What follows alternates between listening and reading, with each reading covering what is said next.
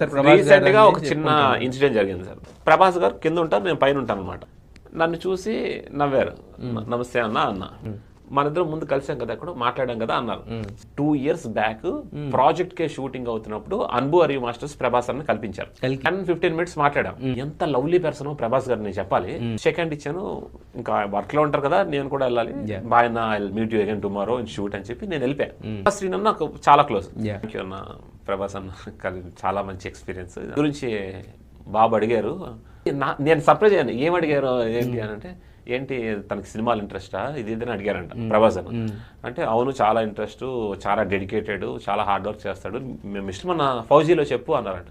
హను గారిని కలుస్తాను అంటే ఆయన ఎంత లవ్లీ పర్సన్ చూడండి, అబ్బాయికి సినిమాలు అంటే ఇష్టమా అని అడిగి అవును అంటే మన ఫౌజీ సినిమాలో చెప్పు అన్నారు. ఎంత లవ్లీ పర్సన్. ఈ లవ్ ప్రభాస్ అన్నారంట. ఆడెక్కడ వాడు చాలా స్పీడ్, ఆల్రెడీ డైరెక్టర్ హను ఆర్పుడిని కలిసాడు.